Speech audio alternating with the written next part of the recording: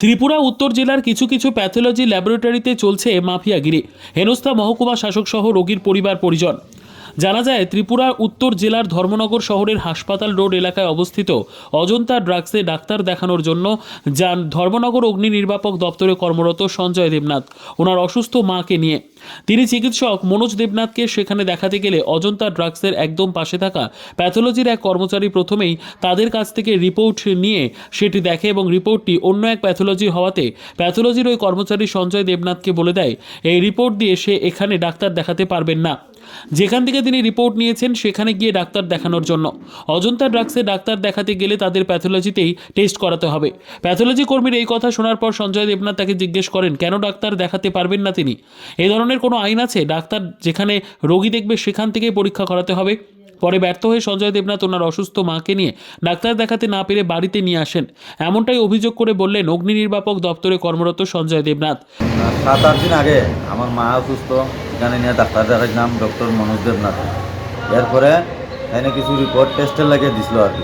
আমি তখন ডিউটিতে ব্যস্ত আসলাম, আমার বড় ভাই এনে টেস্টটা করাইয়া রিপোর্ট আনছে। আমি কালকে গেছি তাইনে দেখাইতাম রিপোর্টগুলো। হ্যাঁ, তখন তারারই কেন কর্তৃপক্ষ তারারই কেন আমি জানি না, হয়তো তাইনের কে বা ইয়ে, কিন্তু তাইনেরে আমার প্রেসক্রিপশনটা তাইনে দেখছে। দেখিয়া সারি এরপরে রিপোর্ট দেখছে, দেখিয়া করছি এটা আমরা ল্যাবের রিপোর্ট না। হ্যাঁ, এটা আপনি যে ল্যাবের থেকে টেস্ট করাইছেন ওই ল্যাবে গিয়া দেখান। আমরা কেন আমরা রিপোর্ট ছাড়া বাইরের কোনো ল্যাবের রিপোর্ট আমরা দেখতাম না।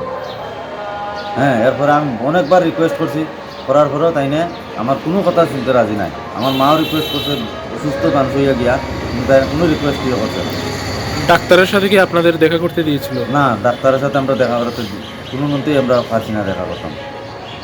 পরবর্তীতে আমরা শুনতে পেলাম সেখানে মহকুমা শাসক উপস্থিত হয়েছেন। স্যার গেছেন, যাওয়ার পরে তাইনে কেন ইয়ে করছেন, তখন আমারে ডাকিয়ে নিয়েছেন মনোজ স্যারের সামনে। তখন আমি কইছি এই প্রবলেমগুলো আমার। হ্যাঁ, স্যারটাও কইছি বা এসডিএম স্যারটাও কইছি আমার এই প্রবলেম। তো ডাক্তারবাবু সেই সমস্যাগুলো শোনার পর কি বললেন? উনি কি আগে থেকে জানতেন এই ঘটনার না ব্যাপারে? না, উনি জানেন না আগে থেকে, ওনার কোনো এখানে ইয়ে নাই। পরবর্তীতে এই ঘটনার খবর পেয়ে ঘটনাস্থলে ছুটে যায় মহকুমা শাসক সজল দেবনাথ। সেখানে গিয়ে মহকুমা শাসক এই ঘটনা নিয়ে ডাক্তার মনোজ দেবনাথকে প্রশ্ন করলে ডাক্তার জানান তিনি এই ঘটনার ব্যাপারে কিছুই জানেন না। সেই সাথে ডাক্তার বলেন রোগী ওনার পছন্দ মতো যে কোনো সঠিক ও বৈধ প্যাথোলজিতে পরীক্ষা করাতে পারেন। এমন কোনো বাধ্যবাধকতা নেই যেখানে রোগী ডাক্তার দেখাবেন সেখানেই পরীক্ষা করতে হবে। এরপর মহকুমা শাসক প্যাথোলজি কর্তৃপক্ষের কাছে এই ব্যাপারে জানতে চাইলে তারা বলেন ওনাদের কোনো কর্মচারী হয়তো ভুলবশত এমন বলেছে। Bureau report, PB news. Dream life hospital, ঠিকানা বর্ধমান রাজ কলেজ মোড়। যে কোনো রকমের চিকিৎসার বিশ্বস্ত প্রতিষ্ঠান ড্রিম লাইফ হসপিটাল খুবই কম খরচে বিশ্বমানের চিকিৎসা প্রদান করে থাকে। উন্নত মানের ওয়ার্ড কেবিন, পরিষ্কার পরিচ্ছন্ন পরিবেশ দ্বারা সুসজ্জিত চিকিৎসা ব্যবস্থা ড্রিম লাইফ হসপিটালে।